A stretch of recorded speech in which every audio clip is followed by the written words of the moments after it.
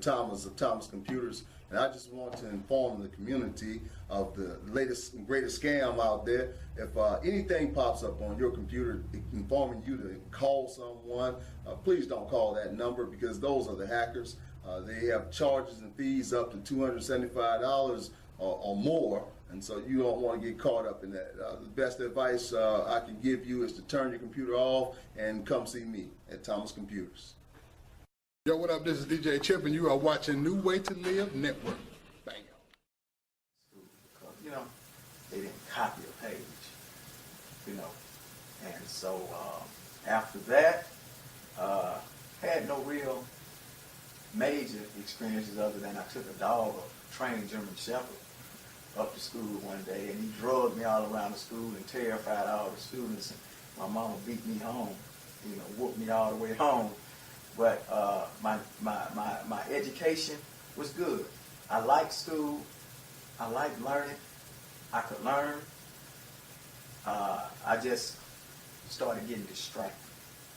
You know, when I was kicked out of school in the 7th grade at Rothschild, one of my teachers, and she was fresh out of the University of Georgia, you know, Miss Chambers. I'll never forget her. She was young, and we kind of took advantage of that because she was young and she didn't really know how to handle students, teenage students, you know, because she was just bad out of teens herself, about 25, you know. And all of my teachers had to write a report because I was trying to get back in school. So they had to write a report on what type of student I was. And I remember her writing. She said that Eugene is smart. He's very intelligent. We could have started a new assignment. He could have been on suspension. And we could have started a new assignment. And he'll come back and just jump right in, catch right up. She said, but his behavior is bizarre. Eugene would threaten students right in front of me and then look at me and laugh. You know, and I remember doing that. But it was,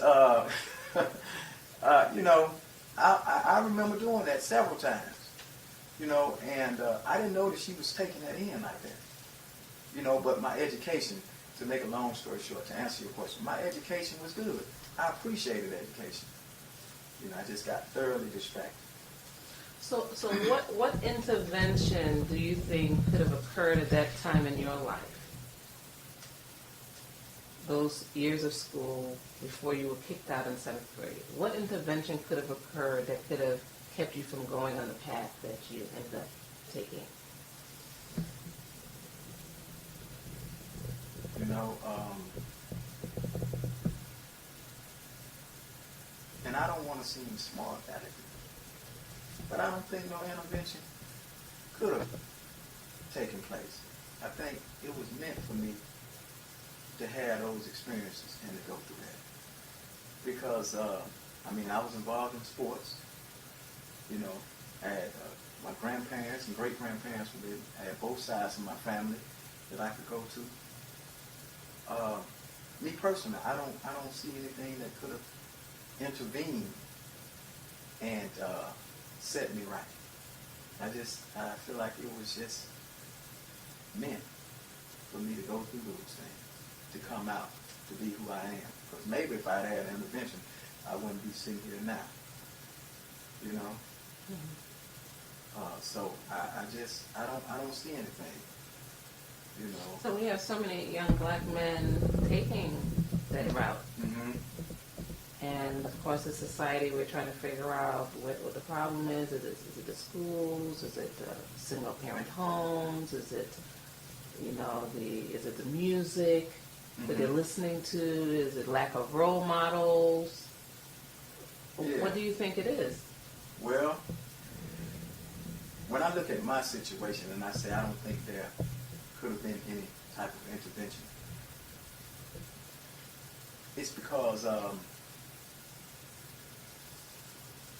the behavior that I was exhibiting wasn't so calm.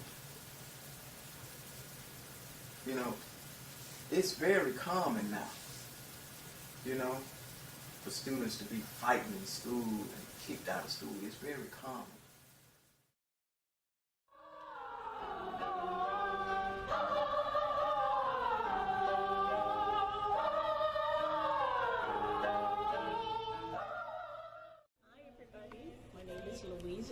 Johnson, and I am a volunteer here at the Liberty Theater.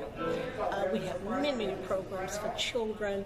I'm going to highlight just one for you this afternoon, and that's the performance choir.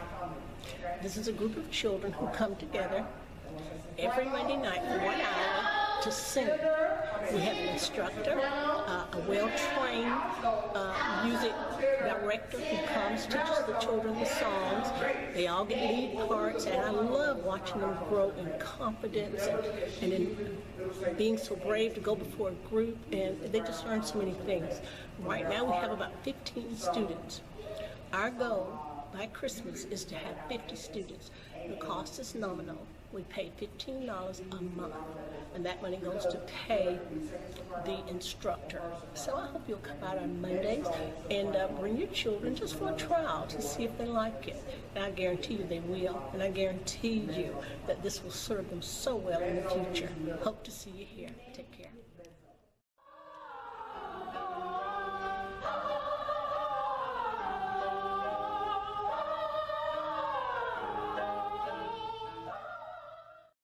Hello, it's Cedric Mitchell, and watch me on Tax Tips right here on New Way to Live.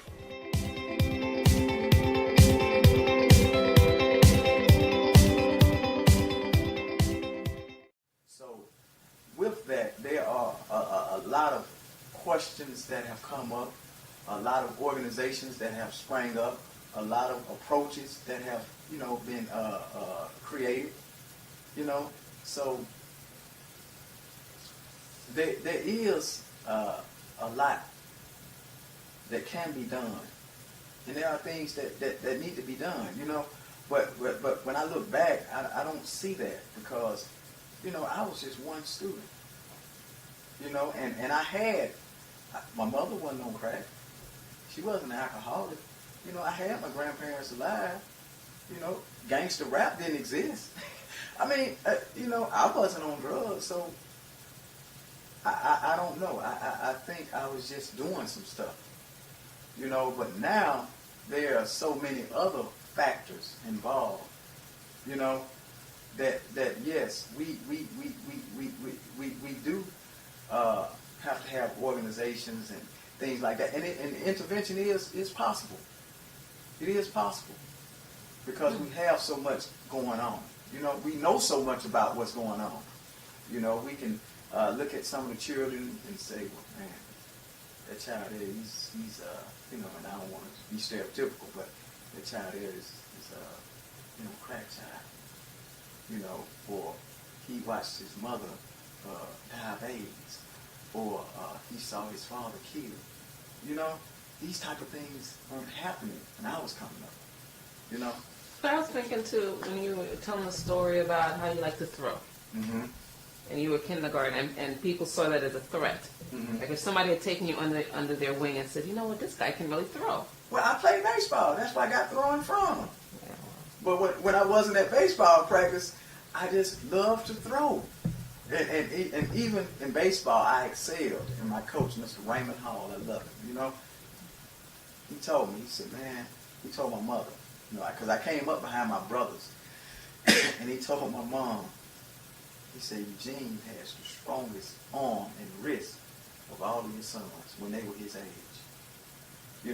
And I could throw harder than my brothers.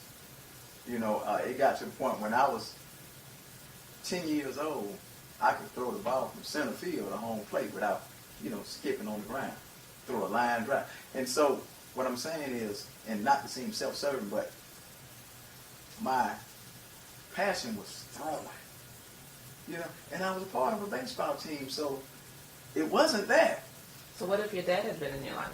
Suppose he was someone who hadn't gotten into alcohol, and you said you saw him high and crack at one point.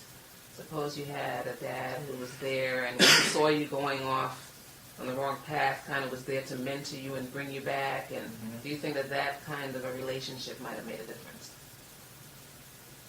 I'm sure it would have. But I will say this,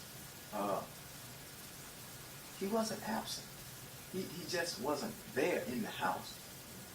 I saw my dad just about every day, or whenever I wanted to see him, or whenever he wanted to see me.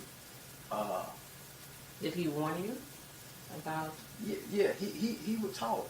He would talk to me. And the thing about my father, and this is the thing I love, and I don't know how he did it, because I have a daughter. I just, had a newborn child, my first child.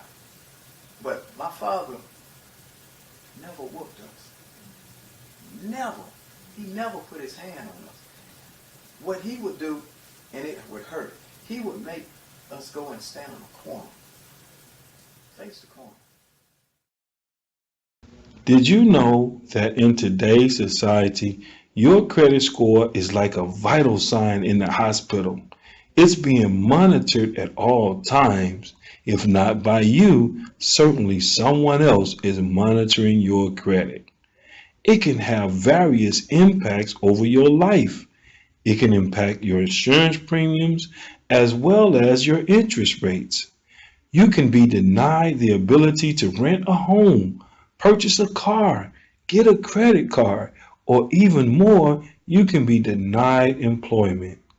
Did you know that over the course of your lifetime, less than an excellent credit rating could cost you over $150,000? 20% of credit reports have errors on them, causing lower credit scores. But did you know this? The Fair Credit Reporting Act gives all Americans, including you, the right to dispute and or investigate any item on their credit report. Inaccurate, erroneous, or obsolete items such as late payments, charge-offs, foreclosures, judgments, repossessions, bankruptcies, tax liens, collections, short sales, medical bills, and many other items can be removed from your credit file or can be updated to reflect paid as agreed. Hey, you don't have a minute to waste. Call me today at 706-366-5520. Again, that's 706-366-5520. Let's get started increasing your credit score.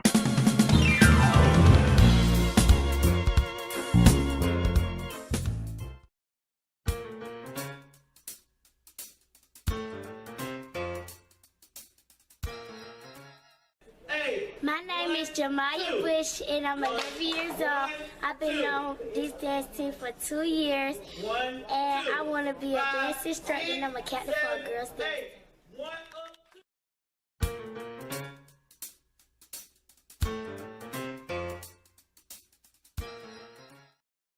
Hello, my name is Sylvester Jenkins, pastor of Passover Ministries, and you're watching The Way to Live. Join us on this broadcast as we talk about life skills. God bless you.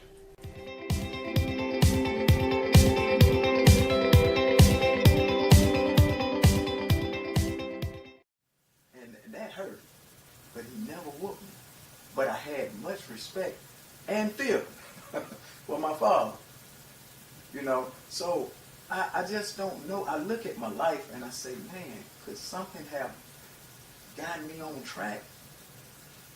I don't know, because I was doing everything. I had an uncle that was a Kappa, a Kappa Alpha Psi, and he would come home and paddle me. Take that paddle and hit me 1 or 2 times with that paddle. I'm talking about like I was in school or like I was pledging or something. But it didn't work. Nothing worked. What I want to say though is that, and that's what I was going to ask about, who the disciplinarian. Even though we had those feelings, the rod was spared. No, actually, my mother tore us up. Switches. This is during the time for, child abuse and all this stuff here. Switches, extension cords. You know what I mean? Her hand. But it just didn't work. Remind me, when that principal, when Mr. Rivers brought me home, he asked my mother, said, can you do something with it? We have tried. I don't know what it was, I don't know. To this day, I don't know. Well, see, the reason why I say that Yes, is sir. that because there's a right way and a wrong way to this. You can go over the top and create more anger. Mm-hmm. You know what I'm saying? Mm-hmm. Discipline, I mean, discipline is not doing it out of anger, Mm-hmm.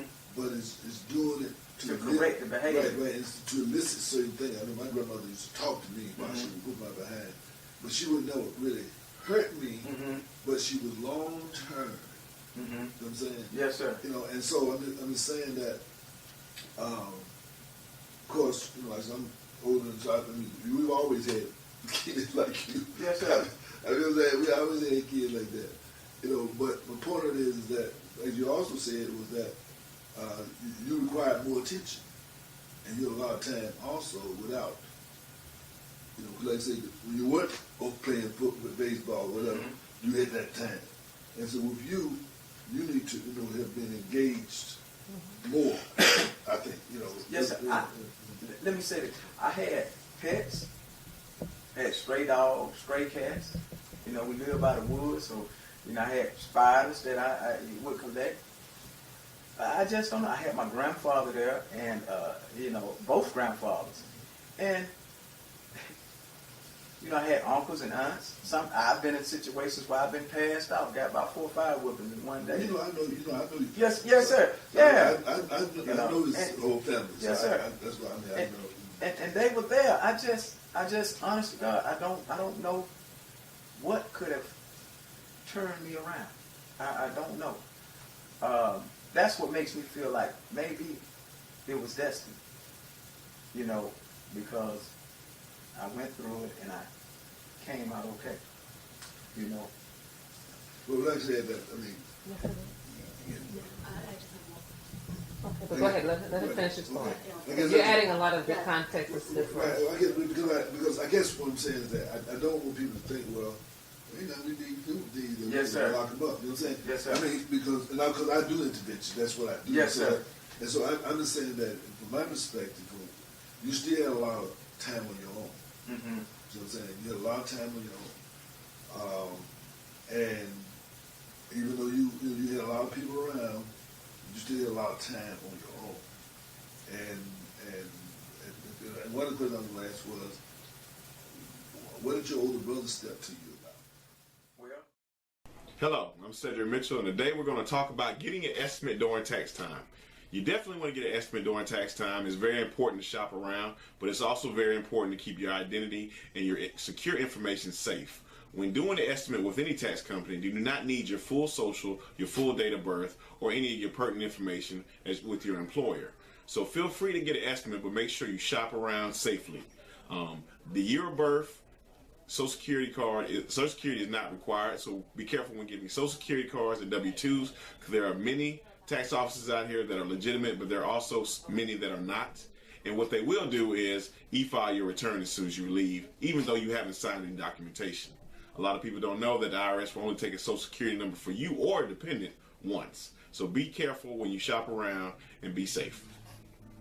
Hello everybody, this is Johnny Newsom with Financial Solution and Associates, and you're tuned into New Way to Live Network.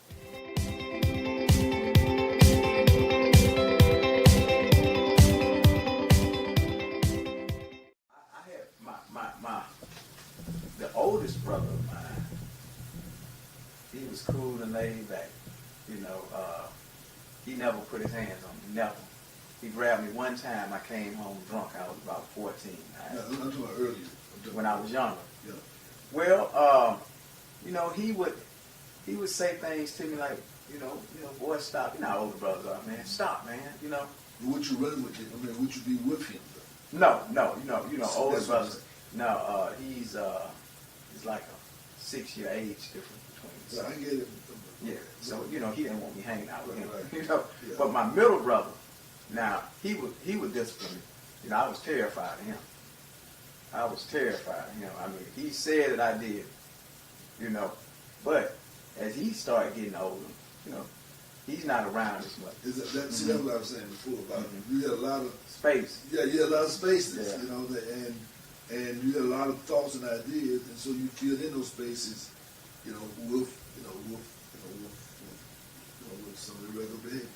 Yeah, and you know, being out in the country, you know, on this dirt road, there's not a lot to do, you know. But it wasn't like it is now, you know. You know, I would go out and find me a frog, or you know, I would find a turtle, you know, play with spiders, things like that, you know. And in my boredom, I would throw those rocks. Right. See, that's what I'm saying. I would throw those rocks. That's part of, I think, I would throw those rocks. I think it's critical. Because it seems like someplace, there's a transition that's being made in manhood, and there needs to be some guidance as you're transitioning. Now, you know, after sitting 21 years in prison, you've been reflective. But you mentioned that Martin Luther King and some other people, they may have gone through some of that self-introspection sooner. And so the question is, how do we get our young men to start thinking about their lives sooner? I mean, you know, I think that's you know, that transition that needs to take place into becoming a young man. Yes, ma'am. And I call it rites of passage. Yeah, and that's the term I was looking for. You know. Hi, my name is Felicia L. Hamilton, and you're watching New Way to Live TV.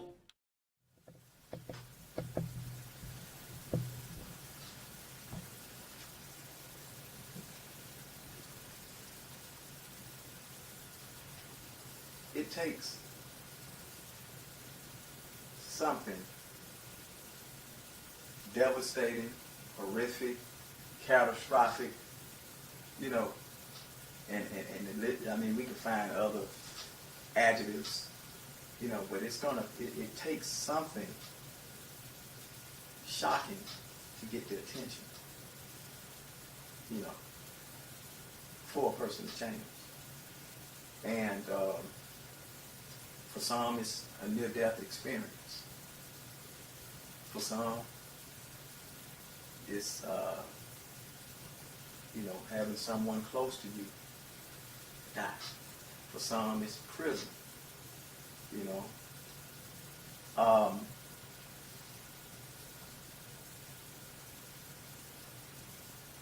That's just the way it is.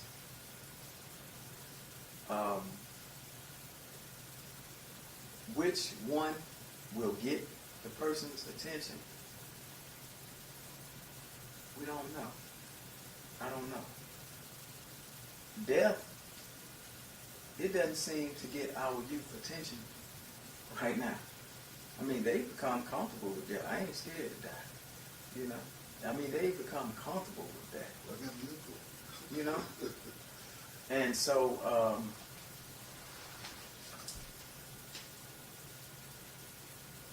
that leads us to the question of, how can we reach it? I mean, there is a way. There is a way. There is a way. I think that if death does not motivate a person to change, or a near-death experience, you know, or a prison can't do it, then real, sincere love can. You know, I remember, you know, in prison, you know, I think back, you know, on brothers who are in prison. Okay? We in here now. We in here. It's whatever. We in here now. It's whatever. You know, if I got to stab you, it's whatever. You know, that's the mindset. It's whatever. Whatever. You know, come what may. Right? But when brothers experience love, when they experience somebody actually care about them, you know what I mean? It starts something. You know, it resurrects something inside of them. But it can't be no fake love. You know, it can't be no talk. You know, they got to feel it. It can't be you convinced of the love you got for them. They got to be convinced of it. You know, they can't be a project. They can't be a subject. It can't be none of that. You know, it can't be none of that. And I mean, I know that will. I know that'll, you know, that'll help. You know, I'm always telling people, you know, religious people, namely, or specifically, you know, that the people in the streets, they need to know you care. They don't need to hear you tell them. They need to feel it. You know, they need to feel it. You know, it's like people used to say, the game is not to be told, it's to be sold. That principle still applies to when you're trying to help people along the way, when you're trying to help stand people up, when you're trying to help reform people, when you're trying to help better people. Peace and prosperity to you. I'm Dr. J. Aleem Hood, the host and executive producer of Dr. Hood's Visions. You're watching New Way to Live Network. Hello, my name is Juan Lane, and thank you for tuning in to this station, New Way to Live. Listen, we can't do it without your help. We need you to send your donations in today. This is how this station operates, and we're trying to do the very best for you and your family with the production that we have. We are really giving it our all, but we cannot continue it without your financial support. So please send your offerings in to P.O. Box 3615, Columbus, Georgia 3631903, in care of New Way to Live, and we'll make sure that we get it on so we can keep this great program going. If you and your family are enjoying it, we pray that you continue we pray that you send us a offering that we can continue it and do the very best for you. Also, make sure that you watch our public education program. This is a very special program where it can help you prepare for your next test. The public education program right here on New Way to Live. Thank you.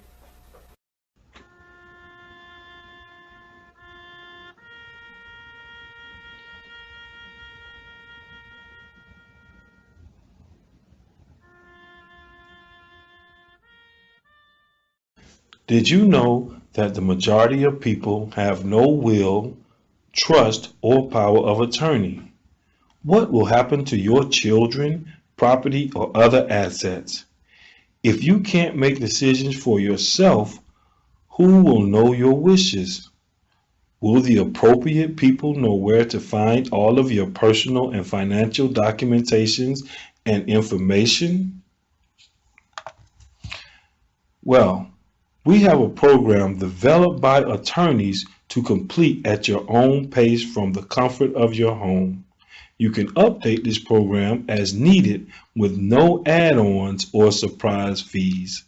You can secure all of your important information in this virtual password-protected safety deposit box with easy-to-use services and client support system available. Please call me today at 706-366-5520. Again, call me today at 706-366-5520. I hope to hear from you soon.